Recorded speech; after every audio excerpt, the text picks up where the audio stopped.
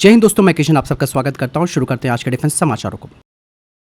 दोस्तों, डीआरडीओ की ईडी अब जेट पावर्ड हेल यूएवी को तैयार कर रही है, जो कि भारतीय नौसेना के लिए तैयार किया जाएगा और बकायदा भारतीय नौसेना इस प्रोजेक्ट को पूरा सपोर्ट दे रही है। और इस प्रोजेक्ट का सबसे बड़ा एम ये है कि भारतीय महासागर यानी कि इंडियन ओशन रीजन में लगातार निगरानी और इंटेलिजेंस सर्विलेंस रिकॉग्निशंस की क्षमता बढ़ाना। बात की जाए दोस्तों इस हेल यूएवी की, तो ये 50,000 फीट की ऊंचाई तक जा सकता है, 24 घंटे से ज्यादा लगातार उड़ान भर सकता है। और इंजन की बात की जाए तो इसमें टर्बोफैन इंजन लगा होगा, जिसमें कि हो सकता है कि AL55 या फिर कावेरी डेरिवेटिव इंजन लगाया जा सकता है। पेलोड की बात की जाए तो इसमें मल्टी मोड मैरीटाइम रडार लगा होगा, EO/IR सेंसर्स होंगे, SAR टेक्नोलॉजी होगी और ESM होगा। हथियारों की बात की जाए तो इसमें अस्त्र BVR मिसाइल 100 और सोनोबॉय डिस्पेंसर्स होंगे। नेटवर्किंग की बात की जाए तो इसमें C बैंड, LOS और KU band satcom data link होगा, जो कि रियल टाइम डेटा नेवी के कॉम्बैट सिस्टम को भेज सकता है। इवन इसके जरिए ऑपरेशनल मजबूती भी मिलेगी। इवन दोस्तों ये जो ड्रोन होगा वो ऑल वेदर फ्लाइट कर सकता है, एंटी आइसिंग सिस्टम इसमें लगा होगा और इवन मानसून और टर्बुलेंस में भी ऑपरेशन कर पाएगा। यहाँ पर इसका एक और सबसे बड़ा फायदा ये होगा कि ये MQ-9B सी गार्डियन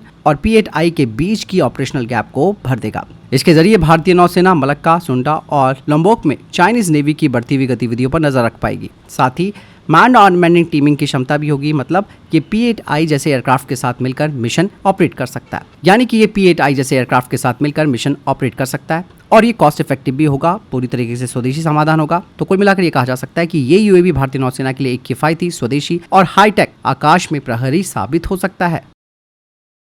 दोस्तों, एक बार फिर से रशिया के Su-57E को लेकर एक बड़ी अपडेट सामने आ रही है। दरअसल दोस्तों, राफेल को सीधी टक्कर देने के लिए रशिया ने अब एक बड़ा ऑफर भारत को दे दिया है अपने Su-57E को लेकर, जिसपे कि रशिया ने भारत को स्पेशली अब जो मैं अपडेट बात कर रहा हूँ उसमें फिर से बोला है कि सोर्स कोड एक्सेस भारत को मिलेगा, टेक्नोलॉजी ट्रांसफर भारत को मिलेगी, भारतीय हथियारों का इंटीग्रेशन इस पे किया जाएगा, लोकल प्रोडक्शन किया जाएगा और इवन अब तो इसका इंजन भी नया AL51 इंजन होगा, जो कि Su-57E को ऊंचाई और स्पीड दोनों में बेहतर बना देगा।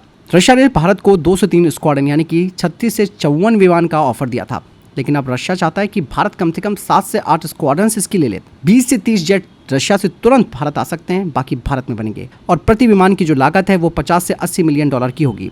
यहाँ पर Su-57E और राफेल की बात की जाए तो Su-57E स्टेल्थ फाइटर जेट है, रडार पर कम दिखाई देता है। राफेल मल्टी रोल है, भरोसेमंद है, लेकिन पूरी तरीके से स्टेल्थ नहीं है। Su-57 का फायदा ये है कि सोर्स कोड मिलेगा, भारतीय हथियार आसानी से फिट होंगे। राफेल की लिमिटेशन है, हर हथियार लगाना है तो डासो से मंजूरी लेनी पड़ेगी और पैसा भी देना होगा। इंडियन एयरफोर्स के पास इस वक्त जो चैलेंजेस है वो स्क्वाड्रन्स को लेकर है। राफेल पहले से सर्विस में है, ऑपरेशन में भी सफल साबित हुआ है, लेकिन यहाँ पर Su-57E नया है। रशिया ने इसके अभी तक काफ़ी कम यूनिट्स बनाई हैं। रशिया यूक्रेन युद्ध के कारण उत्पादन की क्षमता पर सवाल उठता है इसका। अगर भारत 200 Su-57E ले लेता है तो चाइना के J-20 और पाकिस्तान के J-35 का सीधा जवाब मिल जाएगा। भारत को असली स्वतंत्रता मिलेगी क्योंकि हथियार इंटीग्रेशन भारत खुद कर पाएगा। लेकिन ज़्यादा Su-57 लेने से भारत से अमेरिका और फ्रांस नाराज़ हो सकते हैं। रशिया चाहता है कि भारत राफेल की जगह Su-57E खरीदे। ये जेट सस्ता भी है, ज़्यादा तकनीक भी भारत को मिल रही है, भारतीय हथियार भी ये चला पाएगा, लेकिन इसकी डिलीवरी और भरोसेमंदी पर सवाल तो उठ ही रहे हैं। राफेल ने अपने आप को प्रूव किया है, बट 205 जनरेशन का फाइटर जेट तो फिर भी 5th का ही रहेगा। राफेल भले ही 4.5 का कहा जाता है, लेकिन चाइना के J-20 और J-35 को मात देने में से दिक्कत होगी। फिलहाल आपको क्या लगता है कमेंट सेक्शन में लिखकर जो बताएगा। वही दोस्तों 114 फाइटर जेट जो कि MRFA के तहत लिए जाएंगे, जिसके लिए अब रक्षा मंत्रालय नवंबर 2025 तक एक्सेप्टेंस ऑफ नेसेसिटी देने की तैयारी कर रहा है। इंडियन एयरफोर्स ने यहाँ पे डासो राफेल F4.4 स्टैंडर्ड के साथ ही इस फाइटर जेट को खरीदने की बात कही है। 18 एयरक्राफ्ट सीधे फ्रांस से फ्लाईवे कंडीशन में मिल सकते हैं और बाकी के 96 एयरक्राफ्ट का निर्माण भारत में होगा और भविष्य में इन राफेल्स को F5 स्टैंडर्ड पर भी बदला जा सकता है। हालांकि ये काफी महंगा भी पड़ सकता है क्योंकि F5 जो है वो 2030 के बाद आएगा। यहाँ पर दोस्तों राफेल F4.1 भारतीय वायुसेना को इसलिए भी ज्यादा पसंद है क्योंकि F4.1 वेरिएंट में एडवांस एविनिक्स और बेहतर सेंसर फ्यूजन है, सुपर क्रूज क्षमता है, अस्त्र जैसी भारतीय मिसाइलों के साथ कंपैटिबिलिटी है। इंडियन एयरफोर्स का मानना है कि राफेल F4.1 सबसे तेज और कम रिस्क लेने वाला ऑप्शन है। डिलीवरी की बात की जाए, जैसे मैंने कहा कि 2036 से 2027 में 18 राफेल आना शुरू हो जाएंगे। 96 भारत में बनेंगे, जिसमें कि 60% मेक इन इंडिया कंटेंट होगा। हालांकि इस पर भी सवाल उठे थे, मैंने आपको डिफेंस अपडेट में भी बताया था। तो कुल मिलाकर दोस्तों MRFA पर अब जो तस्वीर दिख रही है वो है राफेल F4.1 और भविष्य में F5। वही जर्मनी की कंपनी थिसन मरीन सिस्टम ने भारत की 17,000 करोड़ रुपए के प्रोजेक्ट 75I पनडुब्बी योजना में MDL के साथ साझेदारी करेगी। दरअसल जर्मनी की जो कंपनी है वो चाहती है कि ये सौदा G2G हो, ताकि भविष्य में किसी भी कानूनी या फिर कोई आर्थिक विवाद का असर उस पर ना पड़े।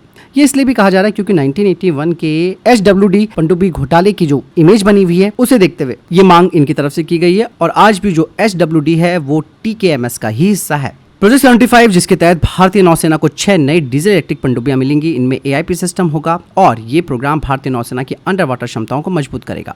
इवन प्रोजेक्ट 75I का जो लाइफ साइकिल है वो 30 से 40 साल लंबा होगा, लेकिन TKMS को डर ये है कि अगर भविष्य में कोई जांच या विवाद हुआ तो कंपनी पर जिम्मेदारी और वित्तीय बोझ भी डाला जा सकता है। इसलिए कंपनी ने इसे गवर्नमेंट टू गवर्नमेंट डील के तहत करने को कहा है, जिससे कि उन्हें सुरक्षा मिल सके। और वैसे भी भारत सरकार अब गवर्नमेंट टू गवर्नमेंट डील ही करती है। मतलब यहाँ पर यह है कि जर्मन की ये कंपनी जो है वो कह रही है कि हमें तकनीक देने में कोई दिक्कत नहीं है, लेकिन हमें सेफ्टी भी चाहिए, खास करके भारत में पुराने घोटालों की वजह से जो बात अगर सामने आती है तो।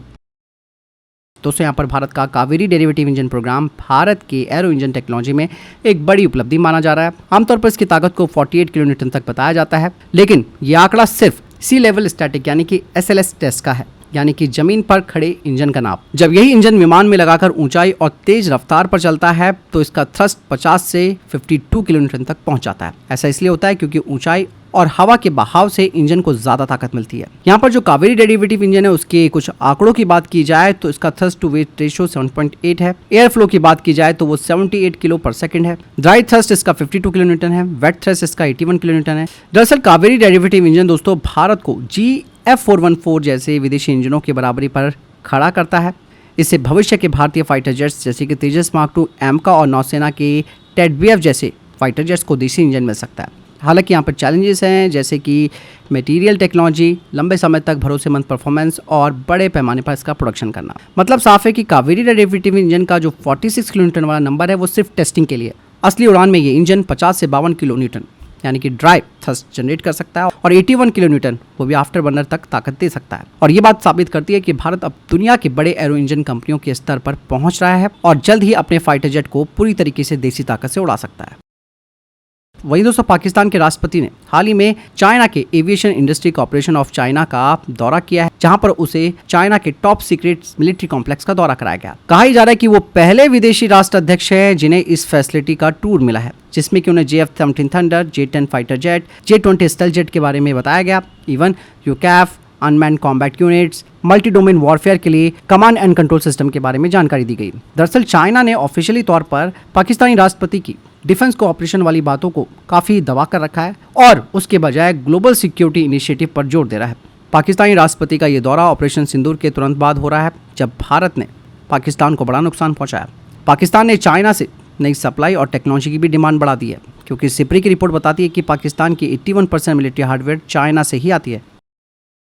दोस्तों HAL की तरफ से कहा जा रहा है कि अस्त्र मिसाइल के सॉफ्टवेयर में कुछ बदलाव की मंजूरी का इंतजार है और 10 LCA Mark 1A तैयार है और 24 फ्यूजलाज अलग अलग स्टेजेस में पहुंच चुके हैं। 97 तेजस Mark 1A के लिए कागजी प्रक्रिया जो है वो पूरी हो चुकी है। उम्मीद है कि अक्टूबर में कॉन्ट्रैक्ट साइन होगा। उसके बाद 10 इंजन के साथ बाकी कॉन्ट्रैक्ट भी शुरू किया जाएगा। HAL ने कहा कि अस्त्र मिसाइल का इंटीग्रेशन पूरा हो चुका है, एरोडायनेमिक्स स्टडी और सिग्नलिंग सब पूरी हो चुकी है। अब सॉफ्टवेयर बदलाव की सुरक्षा समीक्षा करनी है। अस्त्र के सफल परीक्षण के बाद सब खुश होंगे।